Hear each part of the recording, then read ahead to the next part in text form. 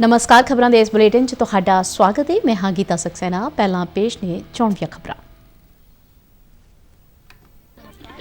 प्रधानमंत्री नरेंद्र मोदी ने विकसित भारत संकल्प यात्रा राਹੀਂ केंद्र ਦੀਆਂ ਸਾਰੀਆਂ योजनावां ਦਾ ਲਾਭ ਲੋਕਾਂ ਤੱਕ ਪਹੁੰਚਾਉਣ ਦਾ ਟੀਚਾ ਦੁਹਰਾਇਆ। ਪੰਜਾਬ ਦੇ ਕਿਸਾਨਾਂ ਨਾਲ ਸਿੱਧੀ ਗੱਲਬਾਤ ਕਰਦਿਆਂ ਗੁਰੂ ਨਾਨਕ ਦੇਵ ਜੀ ਵੱਲੋਂ ਦਿੱਤੀਆਂ ਸਿੱਖਿਆਵਾਂ ਦੇ ਆਧਾਰ ਤੇ ਖੇਤੀਬਾੜੀ ਕਰਨ ਦਾ ਦਿੱਤਾ ਸੱਦਾ। किसानां ने भी कल्याणकारी योजनावां लई प्रधानमंत्री दा कीता धन्नवाद।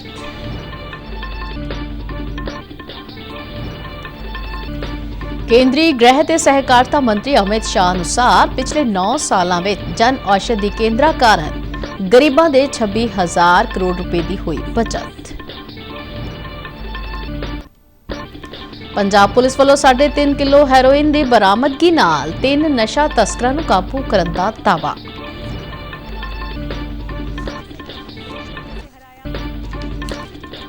एशियाई ओलंपिक क्वालीफायर राइफल ਅਤੇ पिस्टल निशानेबाजी मुकाबला 2024 विच भारत के निशानेबाजां वल्लों सोन तमगा हासिल। मौसम विभाग ने उत्तरी भारत में ठंड के वाधे नूं वेखदिआं ऑरेंज अलर्ट किया जारी। ते हुण खबरां विस्तार नाल। प्रधानमंत्री नरेंद्र मोदी ने कहा कि विकसित भारत संकल्प यात्रा का सब तो वड्डा मकसद है कि कोई हकदार सरकारी योजनावां तो वांझा न रहे। प्रधानमंत्री अज वीडियो कॉन्फ्रेंसिंग राਹੀਂ विकसित भारत संकल्प यात्रा के लाभार्थियों नाल संवाद कर रहे सन। उन्होंने कहा कि इस यात्रा ने 2 दिन पहला 50 दिन मुकम्मल किए ने ते इस नाल 11 करोड़ लोगों का जुड़ना अपने आप च दर्शाउंदा है कि लोग इस नूं कितना हुंगारा दे रहे हैं। उन्होंने कहा कि 12 लाख लोगों ने नवे उज्जवला कनैक्शन लई अपलाई किया ते 2 करोड़ तो वध लोगों का हुण तक मैडिकल चैकअप किया जा चुका है। प्रधानमंत्री ने कहा कि देश में ही नहीं दुनिया में मोदी की गारंटी की चर्चा हो रही है। देशवासियों को आदरपूर्वक मेरा नमस्कार। 2-3 दिन पहले ही विकसित भारत संकल्प यात्रा ने अपने 50 दिन पूरे किए हैं। इतने कम समय में इस यात्रा से 11 करोड़ लोगों का जुड़ना ये अपने आप में अभूतपूर्व है। समाज में अंतिम पायदान पर खड़े व्यक्ति तक सरकार खुद पहुंच रही है, उसे अपनी योजनाओं से जोड़ रही है। विकसित भारत संकल्प यात्रा सिर्फ सरकार की नहीं बल्कि देश की यात्रा बन चुकी है। प्रधानमंत्री ने गुरदासपुर जिले के कस्टम हायरिंग सेंटर इन ग्रुप पंजाब के लाभार्थी गुरविंदर सिंह बाजवा नाल भी संवाद किया।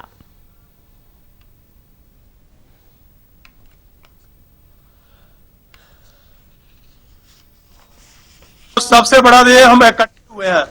हमारा एक छोटे किसानों का ग्रुप है जो 2014 से अग्नि मुक्त जहर मुक्त खेती पे काम कर रहे हैं। तो क्योंकि हम सारे फसली अवशेष को जमीन में रखना चाहते थे तो टेक्नोलॉजी अवेलेबल नहीं थी, और जो आपकी सरकार की योजना आई है वहां से जब हमें मशीनरी मिली है तकरीबन 25 लाख की, उस पे हमें 10 लाख का सब्सिडी मिला। उसके इतने ज्यादा फायदे हुए सर। सबसे पहला फायदा यह है कि हम लोग इकट्ठे हुए उसको लेने के लिए। दूसरा, हमारी जो कर्जे के नीचे आने से बच गए हम। तीसरा, आय तो बड़ी है क्योंकि हम किराए पे काम करते हैं कस्टम हायरिंग का। चौथा, जो छोटे वाले किसान थे उनकी कॉस्ट ऑफ कल्टीवेशन कम हो गई, उनको जो पराली प्रबंध करना बहुत आसान हो गया। पांचवा, ये जो अच्छी खेती कार्रवाइयां हैं ये पर्यावरण के पक्ष में गई, उससे ज्यादा कहीं हमारी जमीन के पक्ष में गई है। हमारी जो जमीन का जैविक मादा है वो बढ़ गया है। उसकी वजह से जो फर्टिलाइजर थे उनकी जो जरूरत थी वो पहले से कम हो रही है। और सबसे बड़ा वाला फायदा जो है वो सर पानी का और पर्यावरण का, उसकी कोई कीमत नहीं आकी जा सकती। अकेली पराली नहीं, ये गेहूं का भूसा भी और गन्ने की खोरी का भी हम जमीन में ही मिला देते हैं। हमारे पास मशीनरी है।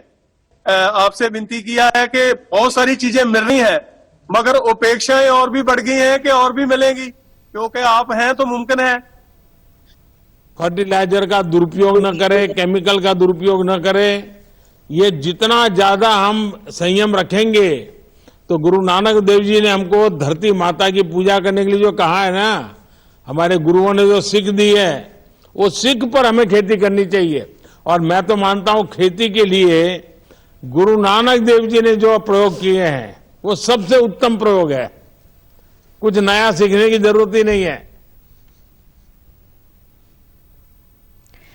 ਗੁਰਵਿੰਦਰ ਸਿੰਘ ਬਾਜਵਾ ਨੇ ਪ੍ਰਧਾਨ ਮੰਤਰੀ ਮੋਦੀ ਨਾਲ ਹੋਈ ਗੱਲਬਾਤ ਤੇ ਖੁਸ਼ੀ ਦਾ ਪ੍ਰਗਟਾਵਾ ਕੀਤਾ ਤੇ ਇਸ ਲਈ ਉਹਨਾਂ ਦਾ ਧੰਨਵਾਦ ਵੀ ਕੀਤਾ।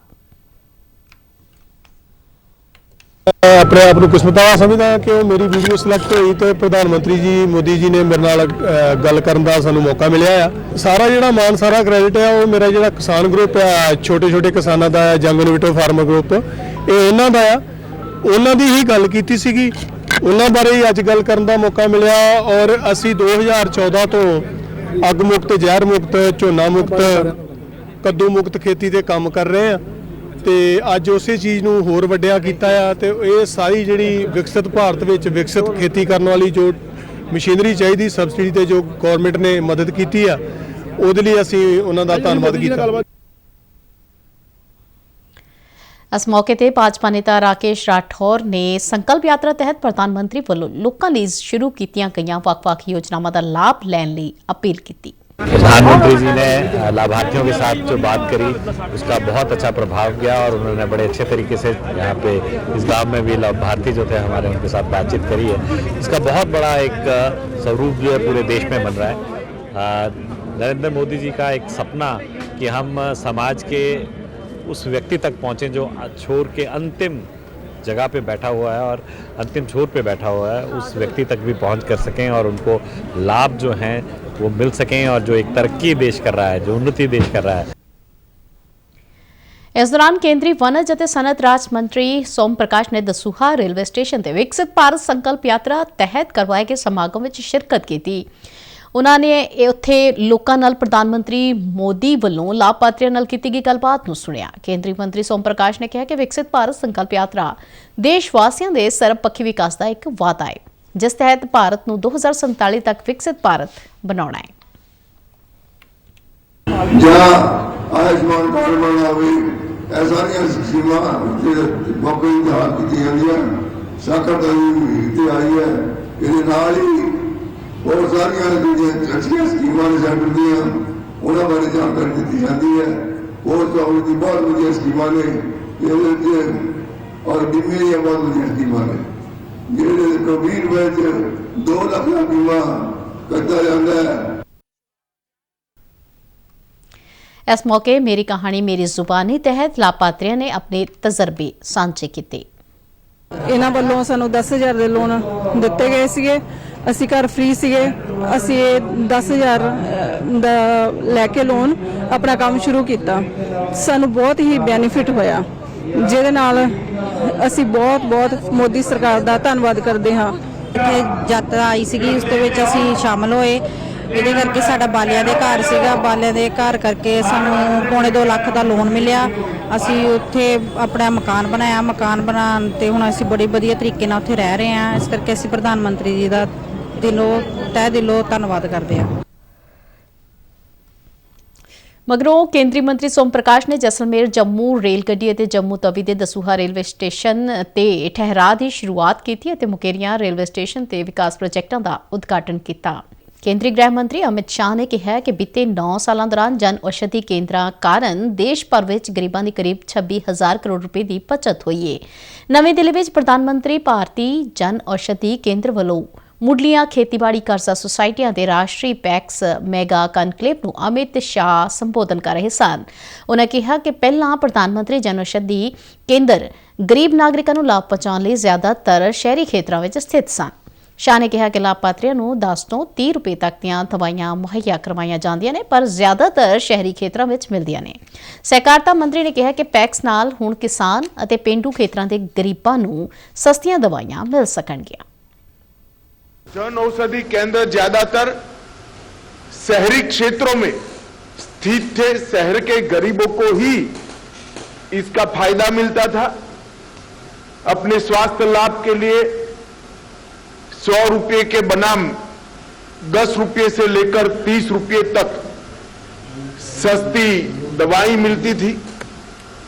वो सिर्फ शहर के लोगों को ज्यादातर मिलता था, मगर पैक्स के माध्यम से आज ग्रामीण क्षेत्र के गरीब और किसानों के लिए भी ये सस्ती दवाइयां उपलब्ध होने जा रही है। इसका मुझे विशेष आनंद है। ਸਮਾਗਮ ਨੂੰ ਸੰਬੋਧਨ ਕਰਦਿਆਂ ਰਸਾਇਣ ਅਤੇ ਖਾਦ ਮੰਤਰੀ ਮਨਸੁਖ ਮਾਂਡਵੀਆ ਨੇ ਕਿਹਾ ਕਿ ਪਿਛਲੇ ਕੁਝ ਮਹੀਨਿਆਂ ਵਿੱਚ ਇਸ ਪਹਿਲ ਲਈ 4000 ਤੋਂ ਵੱਧ PACS ਨੇ ਆਨਲਾਈਨ ਰਜਿਸਟ੍ਰੇਸ਼ਨ ਕਰਵਾਈ ਹੈ। 2300 ਤੋਂ ਵੱਧ ਸੁਸਾਇਟੀਆਂ ਨੂੰ ਮੁੱਢਲੀ ਪ੍ਰਵਾਨਗੀ ਦਿੱਤੀ ਜਾ ਚੁੱਕੀ ਹੈ ਤੇ ਇਹਨਾਂ ਵਿੱਚੋਂ 500 ਪੈਕਸ ਨੇ ਜਨ ਔਸ਼ਧੀ ਕੇਂਦਰ ਸ਼ੁਰੂ ਵੀ ਕਰ ਦਿੱਤੇ ਨੇ। ਕੇਂਦਰੀ ਵਣਜ ਮੰਤਰੀ ਪਿਊਸ਼ ਗੋਇਲ ਨੇ ਦੇਸ਼ ਦੇ 81 ਕਰੋੜ ਲੋਕਾਂ ਨੂੰ ਮੁਫਤ ਖੁਰਾਕ ਮੁਹੱਈਆ ਕਰਾਉਣ ਅਤੇ ਦੇਸ਼ ਵਿੱਚ ਸਿਫਰ ਭੁੱਖਮਰੀ ਯਕੀਨੀ ਕਰਨ ਲਈ ਪ੍ਰਧਾਨ ਮੰਤਰੀ ਗਰੀਬ ਕਲਿਆਣ ਅੰਨ ਯੋਜਨਾ ਦੀ ਸਫਲਤਾ ਦੀ ਸ਼ਲਾਘਾ ਕੀਤੀ। ਗ੍ਰੇਟਰ ਨੋਇਡਾ ਵਿੱਚ ਇੰਡਸ ਫੂਡ 2024 ਪ੍ਰਦਰਸ਼ਨੀ ਦੇ ਉਦਘਾਟਨੀ ਸੈਸ਼ਨ ਨੂੰ ਸੰਬੋਧਨ ਕਰਦਿਆਂ ਪਿਊਸ਼ ਗੋਇਲ ਨੇ ਦੇਸ਼ ਦੇ ਵੱਖ-ਵੱਖ ਖੁਰਾਕ ਉਦਯੋਗਾਂ ਦੀ ਪ੍ਰਸ਼ੰਸਾ ਕੀਤੀ ਅਤੇ ਆਲਮੀ ਬਾਜ਼ਾਰ ਨੂੰ ਲੁਭਾਉਣ ਦੀ ਇਸ ਦੀ ਸਮਰੱਥਾ ਤੇ ਜ਼ੋਰ ਦਿੱਤਾ। ਕੇਂਦਰੀ ਮੰਤਰੀ ਨੇ ਭਾਰਤ ਆਟਾ ਅਤੇ ਦਾਲ ਵਰਗੇ ਉਤਪਾਦਾਂ ਰਾਹੀਂ ਖੁਰਾਕ ਮਹਿੰਗਾਈ ਦਰ ਨੂੰ ਘੱਟ ਕਰਨ ਦੇ ਯਤਨਾਂ ਦੀ ਵੀ ਸ਼ਲਾਘਾ ਕੀਤੀ। ਕਿਸਾਨਾਂ ਨੂੰ ਵਧੀਆ ਮੁੱਲ ਪ੍ਰਦਾਨ ਕਰਨ ਅਤੇ ਰੋਜ਼ਗਾਰ ਸਿਰਜਣ ਲਈ ਵੱਡੇ ਪੱਧਰ ਤੇ ਖੁਰਾਕ ਉਤਪਾਦ ਬ੍ਰਾਂਡਿੰਗ ਅਤੇ ਬਰਾਮਦ ਦੀਆਂ ਲੋੜਾਂ ਤੇ ਜ਼ੋਰ ਦਿੱਤਾ। ਖੁਰਾਕ ਖੇਤਰ ਵਿੱਚ ਮਹਿਲਾਵਾਂ ਦੀ ਭੂਮਿਕਾ ਤੇ ਜ਼ੋਰ ਦਿੰਦਿਆਂ ਪਿਊਸ਼ ਗੋਇਲ ਨੇ ਉਦਯੋਗ ਵਿਆਪੀ ਸਹਿਯੋਗ ਅਤੇ ਸਹਿਕਾਰਤਾ ਨੂੰ ਰੇਖਾਂਕਿਤ ਕੀਤਾ। ਇੰਡਸ ਫੂਡ 2024 ਦਾ ਟੀਚਾ ਭਾਰਤ ਦੇ ਜੀਵਤ ਅਤੇ ਵੱਖ-ਵੱਖ ਭੋਜਨ ਪ੍ਰਸਥਿਤੀ ਤੰਤਰ ਨੂੰ ਪ੍ਰਦਰਸ਼ਿਤ ਕਰਨਾ ਹੈ। ਦੁਨੀਆ ਦੇ ਸਭ ਤੋਂ ਵੱਡੇ ਸ਼ਹਿਰੀ ਸਫਾਈ ਸਰਵੇਖਣ ਦੇ 8ਵੇਂ ਸੰਸਕਰਨ ਲਈ ਉਤਸੁਕਤਾ ਨਾਲ ਉਡੀਕੇ ਜਾ ਰਹੇ ਨਤੀਜਿਆਂ ਲਈ ਮੰਚ ਤਿਆਰ ਕੀਤਾ ਗਿਆ ਹੈ। ਇਸ ਵਿੱਚ ਸ਼ਹਿਰੀ ਭਾਰਤ ਦੇ ਸਭ ਤੋਂ ਸਾਫ਼ ਸ਼ਹਿਰਾਂ ਦੇ ਨਾਮ ਉਜਾਗਰ ਕੀਤੇ ਜਾਣਗੇ। ਰਾਸ਼ਟਰਪਤੀ ਦ੍ਰੋਪਦੀ ਮੁਰਮੂ 11 ਜਨਵਰੀ ਨੂੰ ਭਾਰਤ ਮੰਡਪਮ ਵਿਖੇ ਮਕਾਨ ਉਸਾਰੀ ਤੇ ਸ਼ਹਿਰੀ ਮਾਮਲਿਆਂ ਦੇ ਮੰਤਰਾਲੇ ਵੱਲੋਂ ਆਯੋਜਿਤ ਕੌਮੀ ਸਮਾਗਮ ਵਿੱਚ ਸਵੱਛ ਸਰਵੇਖਣ ਦੇ ਜੇਤੂਆਂ ਨੂੰ ਸਨਮਾਨਿਤ ਕਰਨਗੇ। ਸਮਾਗਮ ਵਿੱਚ ਵੱਖ-ਵੱਖ ਸ਼੍ਰੇਣੀਆਂ ਤਹਿਤ 110 ਤੋਂ ਵੱਧ ਪੁਰਸਕਾਰ ਦਿੱਤੇ ਜਾਣਗੇ। ਰਾਸ਼ਟਰੀ ਸ਼੍ਰੇਣੀ ਵਿੱਚ 20 ਤੋਂ ਵੱਧ ਪੁਰਸਕਾਰ ਹੋਣਗੇ। ਇਸ ਤੋਂ ਇਲਾਵਾ ਰਾਜਾਂ ਨੂੰ ਵੀ ਵੱਖ-ਵੱਖ ਸ਼੍ਰੇਣੀਆਂ ਵਿੱਚ ਉਹਨਾਂ ਦੇ ਪ੍ਰਦਰਸ਼ਨ ਲਈ ਮਾਨਤਾ ਦਿੱਤੀ ਜਾਵੇਗੀ ਤੇ ਸਨਮਾਨਿਤ ਕੀਤਾ ਜਾਵੇਗਾ।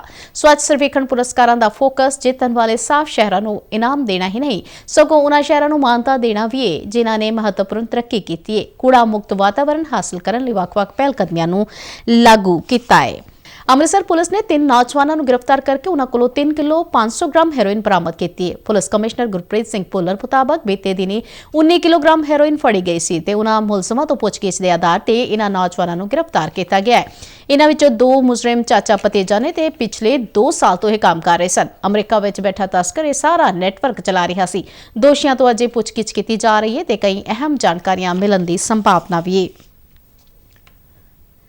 ਗੁਰਦੁਆਰਾ ਸ਼੍ਰੀ ਅਕਾਲ ਬੁੰਗਾ ਸਾਹਿਬ ਸੁਲਤਾਨਪੁਰ ਲੋਧੀ ਵਿਖੇ ਪਿਛਲੇ ਦਿਨੀ ਵਾਪਰੇ ਗੋਲੀकांड ਅਤੇ ਮਰਿਆਦਾ ਦੇ ਨਿਰਾਦਰ ਦੀ ਘਟਨਾ ਦੇ ਸ਼੍ਰੋਮਣੀ ਕਮੇਟੀ ਵੱਲੋਂ ਗਠਿਤ ਕੀਤੀ ਗਈ ਜਾਂਚ ਕਮੇਟੀ ਨੇ ਆਪਣੀ ਰਿਪੋਰਟ ਵਿੱਚ ਸਿੱਧੇ ਤੌਰ ਤੇ ਪੰਜਾਬ ਦੇ ਮੁੱਖ ਮੰਤਰੀ ਭਗਵੰਤ ਮਾਨ ਨੂੰ ਜ਼ਿੰਮੇਵਾਰ ਠਹਿਰਾਇਆ ਹੈ। ਅੱਜ ਅੰਮ੍ਰਿਤਸਰ ਵਿੱਚ ਜਾਂਚ ਰਿਪੋਰਟ ਜਨਤਕ ਕਰਨ ਮੌਕੇ ਸ਼੍ਰੋਮਣੀ ਗੁਰਦੁਆਰਾ ਪ੍ਰਬੰਧਕ ਕਮੇਟੀ ਦੇ ਪ੍ਰਧਾਨ ਐਡਵੋਕੇਟ ਹਰਜਿੰਦਰ ਸਿੰਘ ਧਾਮੀ ਨੇ ਕਿਹਾ ਕਿ ਮੁੱਖ ਮੰਤਰੀ ਮਾਨ ਜਿਨ੍ਹਾਂ ਪਾਸ ਗ੍ਰਹਿ ਵਿਭਾਗ ਵੀ ਹੈ ਪੜਤਾਲੀਆ ਰਿਪੋਰਟ ਅਨੁਸਾਰ ਸਾਰੇ ਮਾਮਲੇ ਦੇ ਮੁੱਖ ਦੋਸ਼ੀ ਬਣਦੇ ਨੇ। ਉਨ੍ਹਾਂ ਕਿਹਾ ਕਿ ਜਾਂਚ ਰਿਪੋਰਟ ਸਪਸ਼ਟ ਕਰਦੀ ਹੈ ਕਿ ਸਰਕਾਰੀ ਅਧਿਕਾਰੀ ਸਰਕਾਰ ਦੇ ਦਬਾਅ ਹੇਠਾਂ ਕੰਮ ਕਰ ਰਹੇ ਨੇ। ਭਾਰਤੀ ਨਿਸ਼ਾਨੇਬਾਜ਼ਾਂ ਨੇ ਜਕਾਰਤਾ ਦੇ ਵਿੱਚ ਏਸ਼ੀਅਨ 올림픽 ਕੁਆਲੀਫਾਇਰ ਵਿੱਚ ਪੁਰਸ਼ਾਂ ਦੇ 10 ਮੀਟਰ 에ਅਰ ਪਿਸਟਲ ਟੀਮ ਮੁਕਾਬਲੇ ਵਿੱਚ ਸੋਨ ਤਮਗਾ ਹਾਸਲ ਕਰਦਿਆਂ ਸ਼ਾਨਦਾਰ ਸ਼ੁਰੂਆਤ ਕੀਤੀ ਹੈ। ਵਰੁਣ ਤੋਮਰ, ਅਰਜੁਨ ਸਿੰਘ ਚੀਮਾ ਅਤੇ ਉਜਵਲ ਮਲਿਕ ਦੀ ਭਾਰਤੀ ਟੀਮ ਨੇ ਸਿਖਰ ਤੇ ਰਹਿਣ ਲਈ ਕੁੱਲ 1740 ਅੰਕ ਹਾਸਲ ਕੀਤੇ। ਈਰਾਨ ਨੇ ਚਾਂਦੀ, ਕੋਰੀਆ ਨੇ ਕਾਂਸੇ ਦਾ ਤਮਗਾ ਜਿੱਤਿਆ। ਵਰੁਣ ਅਤੇ ਅਰਜੁਨ ਨੇ ਵਿਅਕਤੀਗਤ ਫਾਈਨਲ ਵਿੱਚ ਵੀ ਥਾਂ ਬਣਾ ਲਈ ਹੈ।